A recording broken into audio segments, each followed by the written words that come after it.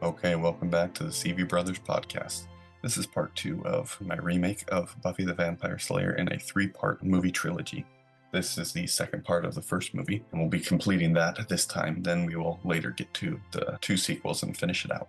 As we left off, Buffy had discovered her destiny as a Slayer, though she didn't fully understand it. The vampire coven that was trying to resurrect the master vampire, Drusilla, was attempting to find the Slayer and use her blood in order to open the Hellmouth, resurrect the master, and introduce the Hell Dimension on Earth.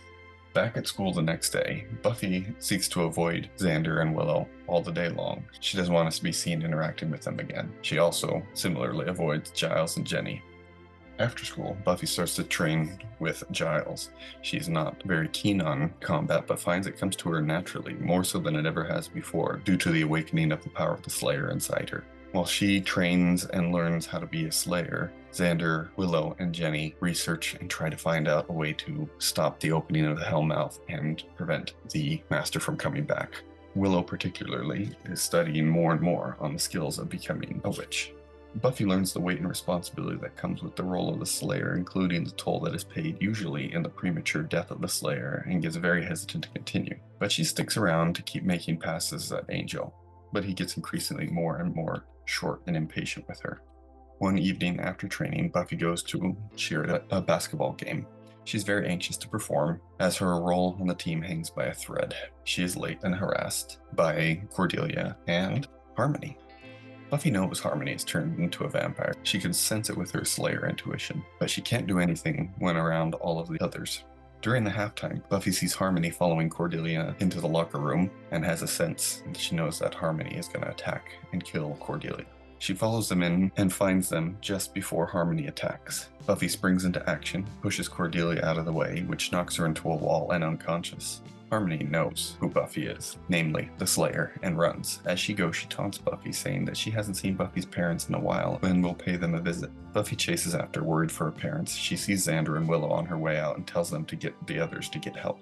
Buffy follows Harmony to the building across the street from the school where Amlin and Lothos's other minions are. They assume Buffy was the new Slayer, but they didn't know how to find her except for Harmony. They had to wait until she was reborn as a vampire, and then she could give them details, as Amlin found and turned Harmony when she was walking with Buffy. Her instincts kick in, and she is able to kill Harmony, ensuring that Harmony will tell them no more about her personal life. But before she's able to run, she's surrounded by Amlin and the others. Willow and Jenny appear in time to cast a protection spell around Buffy, followed by Giles and Angel, fending the danger off. Xander comes in driving a getaway car, namely Giles' car, and they save Buffy's life.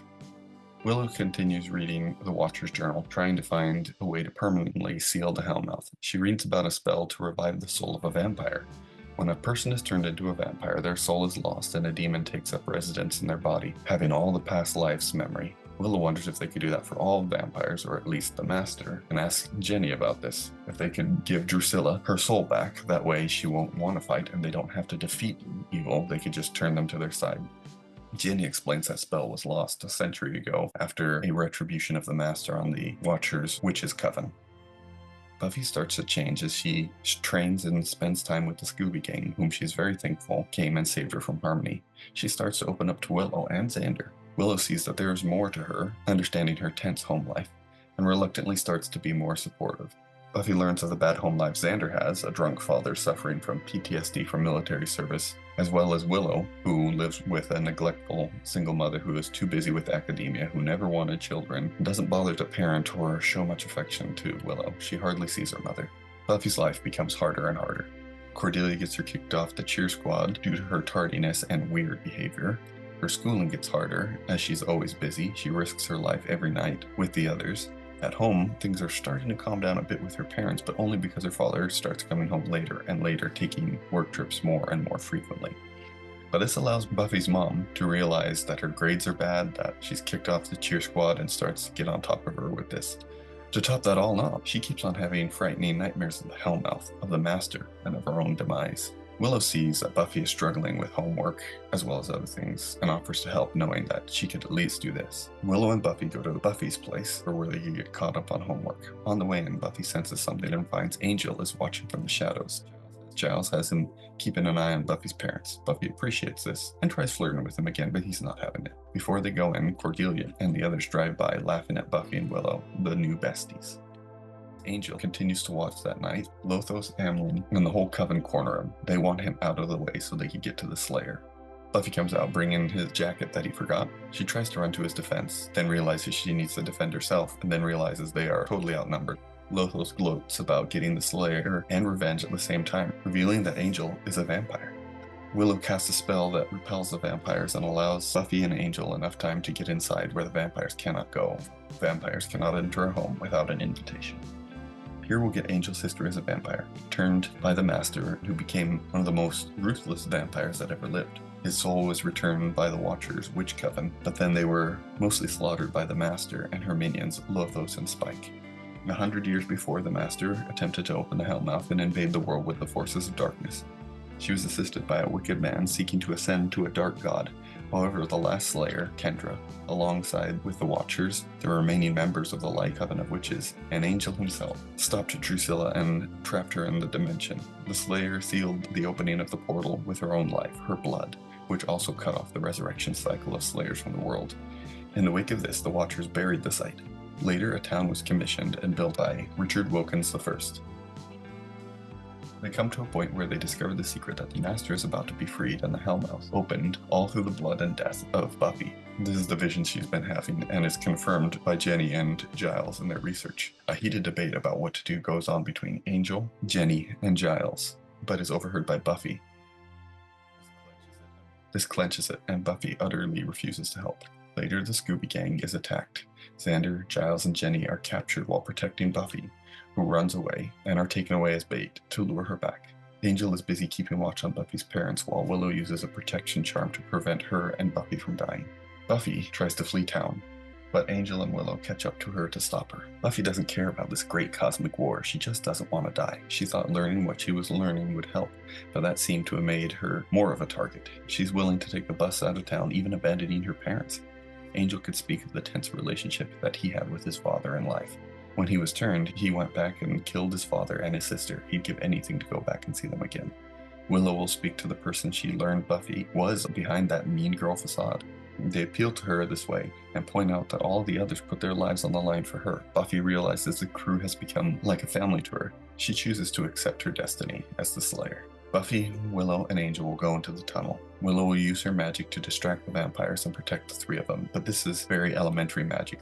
In the fight, Buffy will attempt to loose Giles, Xander, and Jenny so they could help, but she is caught and bitten by Lothos.